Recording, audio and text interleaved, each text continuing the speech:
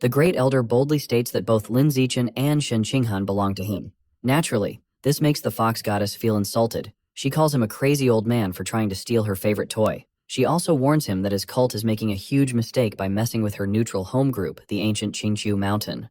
The Great Elder just smiles at her threat. He tells her that they aren't foolish enough to fight Qingqiu Mountain all by themselves. Instead, they are being supported by a legendary and powerful group called the Sun Moon Sacred Land, and they have their own plans. He then declares a full war on her group. Suddenly, huge red, thorny vines shoot out from his back at lightning speed. They wrap tightly around Su Juju, trapping the fox goddess before she even has a chance to use her magic. Now that his target is tied up, the Great Elder bids a confident farewell, triggering a huge explosion that engulfs the trapped fox in a massive blast of energy. When the smoke finally clears and pieces of the broken street fall to the ground, Su Juju's cut-off white foxtails drop lifelessly into the ruins below. Deep inside the ancient Qingqiu Mountain, Su Juju runs back in a panic. She needs to report to her aunt, Su Qingge, who is the leader of Qingqiu. Su Qingge is surprised to see her niece so scared because she is usually very calm, so she asks her what is wrong. Su Juju explains that the powerful Sun Moon Sacred Land has just declared a full war against Qingqiu.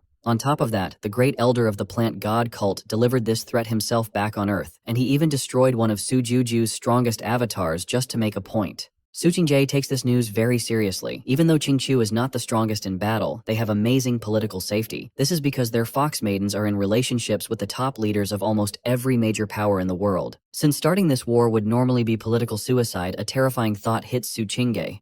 She realizes the Sun Moon Sacred Land would only risk offending all these major powers if their ancient, world-destroying ancestor is about to wake up. Before they can even think about that threat, a tired messenger runs into the hall with more urgent news. She reports that the entire monster army attacking Earth's southern outpost was suddenly wiped out by a mysterious woman wearing ancient robes. The messenger explains that this woman, named Qi Qingmo, is incredibly powerful. With just a simple wave of her hand, she destroyed massive armies of high-level beasts and then turned their bodies into energy pills right there on the battlefield. This terrifying display of power scared the local groups, so they sent their strongest fighters to set a huge trap and kill her. However, when Su Qingge asks how the hunt went, the messenger can only admit that the powerful woman easily escaped their trap without getting a single scratch. Meanwhile, in the ruined center of Shanghai City, the Great Elder of the plant god cult floats in the air above the battlefield. He looks down and loudly orders both Lin Zichen and Shen Qinghan to surrender and follow him. Sharp, thorny vines immediately wrap around Lin Zichen and Shen Qinghan. Knowing they cannot win this fight, Lin Zichen agrees to go quietly, but he begs the old elder to let the innocent survivors on the ground go free.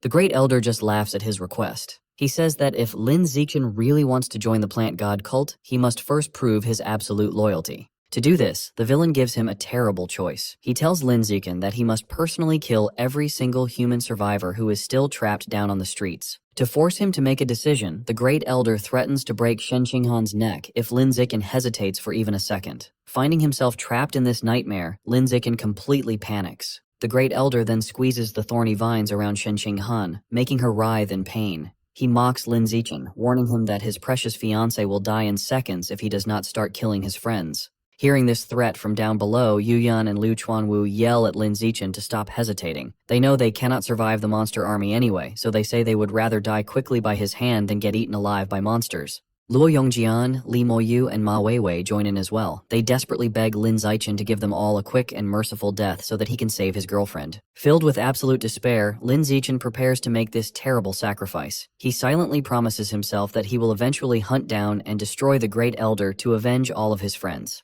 But just before he can do it, the space around them bends, and Qi Qingmo suddenly appears right between Lin Zichen and the Great Elder, putting a stop to the villain's cruel game.